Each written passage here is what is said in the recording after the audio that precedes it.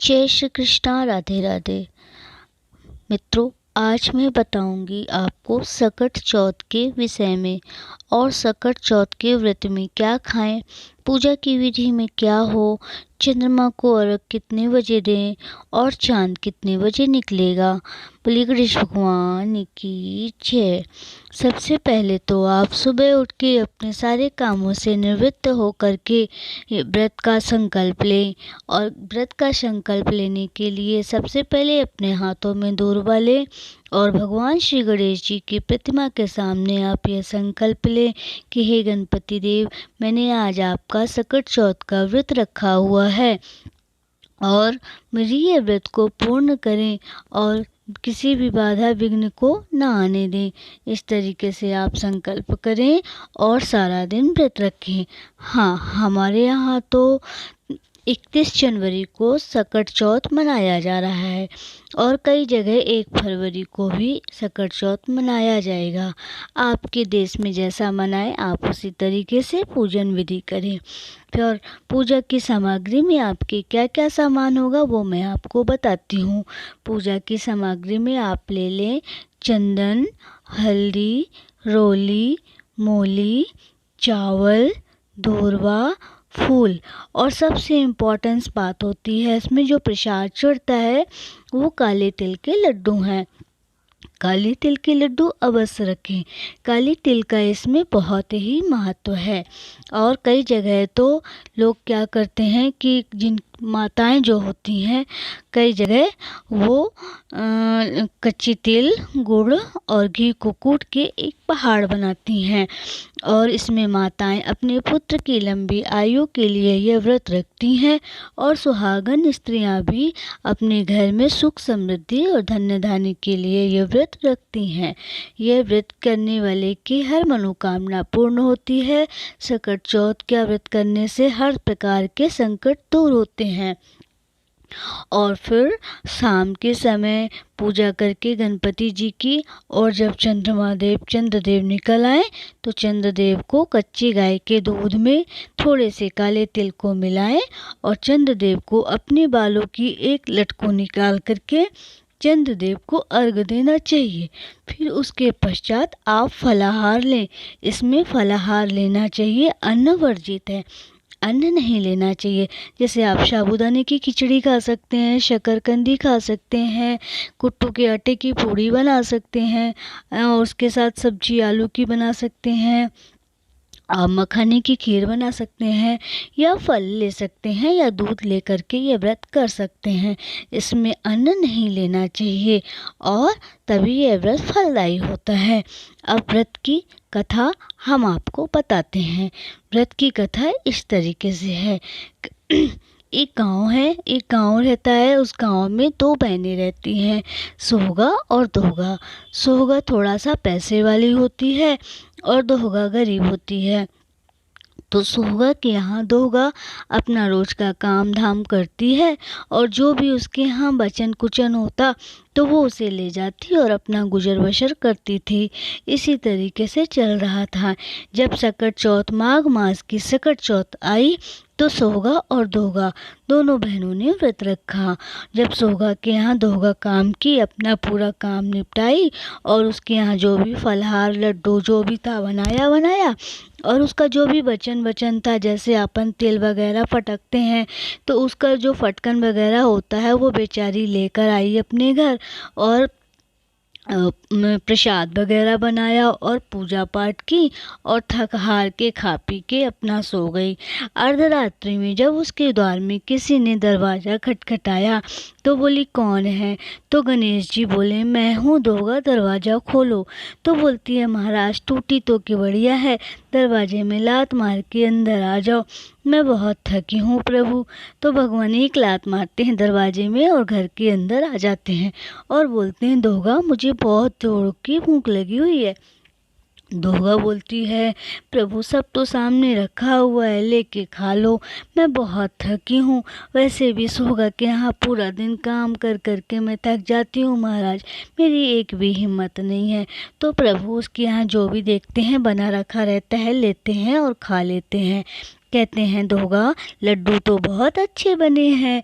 फिर वो लड्डू खाते हैं और बोलते हैं दोगा अब तो मुझे बहुत जोरों की लैट्रिन आ रही है। तो बोलती है प्रभु कहीं भी कर लो, सब जगह तो खुला हुआ है। तो प्रभु किसी एक कोने में लैट्रिन कर लेते हैं। ऐसे बार बार प्रभु कहते हैं और वह बार बार कहती है कि प्रभु कहीं भी कर लो, पूरा घर तो खाली है, कहीं तो कुछ भी नहीं है।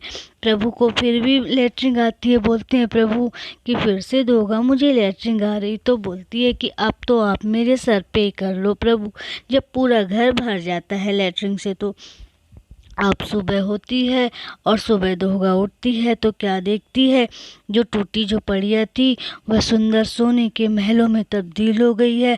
और ये खुद सोने से लदी बदी एकदम, ये तो बहुत चक हो जाती कि हे प्रभु ये कैसी माया है। और बड़ी टेंशन में हो जाती है कि अब मैं बाहर कैसे निकलूं, बाहर के लोगों से कैसे नज़र मिलाऊं। बड़ी परेशान हो जाती है बेचारी। अब जब यहाँ सोगा होती है तो सोगा यहाँ इसको गालियाँ बकती है कि बड़ी महारानी हो गई है, व्रत लग गया है, व्रत का दूसरा दिन है तो आज काम पे नहीं आएगी, घर का काम कौन करेगा। ऐसे घर आती जाती है और काम करती जाती है, गाली देती जाती है, काम करती जाती है। जब यहाँ 2 बज जाते हैं और अभी भी दोगा नहीं आई तो बोली जाके देखो तो भला महारानी के क्या ठाठ हैं, महारानी अभी तक आई क्यों नहीं। ऐसे व्यंग कसती हुई सोगा दोगा के घर जाती है। जब आकर देखती है तो इसका घर तो टूटी झोपड़ियाँ की बजाय बड़ी हवेली बनी रहती है और यह सोने चांदी से एकदम लदी रहती है। तो बोलती है बोल तूने ये सब कैसे अर्जित किया, बोल तूने ये सोना चांदी कहाँ से पाई। तो वह सारी कहानी रात की घटना बता देती है। बोलती है कि नहीं तू झूठ बोल रही है। बोलती है मैं बिल्कुल भी झूठ नहीं बोल रही हूँ, यही सत्य है। बोलती है ठीक है, आने वाले सकट चौथ में मैं भी ऐसा करूँगी, देखती हूँ मेरे साथ ऐसा होता है कि नहीं। बोली ठीक है, जैसी ऊपर वाले की इच्छा। जब सकट चौथ आता है तो फिर सोगा क्या करती है कि वह गरीब बन जाती है और दोगा के यहाँ वह काम करती है। और जो दोगा के यहाँ जो फटकन बीनन छानन होता है वो लेकर आती है और अपने घर में लड्डू वगैरह बनाती है, पूजा पाठ करती है और सो जाती है। जब अर्धरात्रि होती है तो उसके यहाँ भी कोई दरवाज़ा खटखटाता है। तो बोलती है क्या महाराज, टूटी तो की बढ़िया है, ता एक लात मारो और अंदर आ जाओ। भगवान ही लात मारते हैं और अंदर आ जाते हैं। बोलते हैं सोगा मुझे बहुत भूख लगी है। तो बोलती है प्रभु जो भी है दोगा के यहाँ से मैं लाई हूँ फटकन बीनन चालन, वही सब रखा हुआ है, सामने लड्डू है, प्रभु के पास लेके खा लो। तो प्रभु लड्डू लेते हैं और खा लेते हैं। बोलते हैं सोगा अब तो मुझे बहुत जोरों की लैट्रिन आ रही है। तो बोलती है प्रभु पूरा घर तो खाली है, घर के किसी भी कोने में कर लो, भगवान कर लेते हैं। ऐसे करते करते उसका पूरा घर लैट्रिन से बंध जाता है, भर जाता है। अब जब वह सुबह उठती है तो क्या देखती है, उसके पूरे घर में लैट्रिन की बदबू, पूरे घर में लैट्रिन की बदबू, उसके ऊपर सर से भी लैट्रिन की बदबू, क्योंकि उसने भी अपने सर में बोला था कि अब तो मेरे सर पर ही कर लो। तो प्रभु उसके सर पे भी कर देते हैं तो वो भी पूरी बदबू बदबू। बोलती है आज तो मैं दोगा को मार डालूंगी, ये मुझसे झूठ बोली, ये कहीं और से सोना चांदी लाई और कहती है भगवान ने दिया है। जब ये पहुंचती है दोगा के घर कहती है मैं तुझे मार डालूंगी, तू चोरी की है, तो मुझसे झूठ बोली। तो बोलती है मैं तुमसे तनिक भी झूठ नहीं बोली हूँ, मुझे गणेश भगवान ने ही ये सब कुछ दिया। तो बोली चल मुझे गणेश भगवान जिससे मिला। दोनों बहनें चल दी जंगल की ओर, जंगल की ओर। तो बोलती है दोगा प्रभु आ जाओ, मुझे दर्शन दे दो, इसे बता दो कि आपने मुझे सब कुछ कैसे दिया, नहीं तो आपने दिया है ये मुझे जीने नहीं देगी, खाने नहीं देगी। तो एक झूला पड़ा रहता है बरगद के पेड़ में, बरगद के पेड़ में, और वह झूला झूलते रहते हैं और सुंदर मधुर मधुर बांसुरी बजाते रहते हैं गणपति जी। तो बोलते हैं दोगा सोगा देखो सोगा, दोगा के पास तो वैसे कुछ नहीं था, मैंने तो तुम्हें वैसे भी सब कुछ पहले से दे रखा था, और दोगा वाकई में इन चीज़ों के लिए उसे ज़रूरत थी इसलिए मैंने उसे दिया। और तुमने गरीब बनने का नाटक किया, तुम्हारे पास तो पहले से धन था, तुमने गरीब बनने का नाटक किया इसलिए मैंने तुम्हें ऐसा सबक दिया। गणेश भगवान ऐसे ही हैं, जैसे जिसके मन में मनोकामना पूर्ण होती है जैसे जिसके मन में मनोकामना होती है वे अथवा पूर्ण करते हैं। इस व्रत को जो पूरे नियम विधि के साथ पालन करते हैं, प्रभु उसकी हर इच्छाएं पूर्ण करते हैं, उसके पुत्र को लंबी आयु देते हैं, उसको सुख सौभाग्य और धन का वरदान देते हैं। गणेश भगवान की जय। बोलो गणपति बप्पा मोरया। और आप इसमें गणेश जी की आरती करें। आरती बस वही है, जय गणेश जय गणेश जय गणेश देवा, माता जय की पार्वती पिता महादेवा।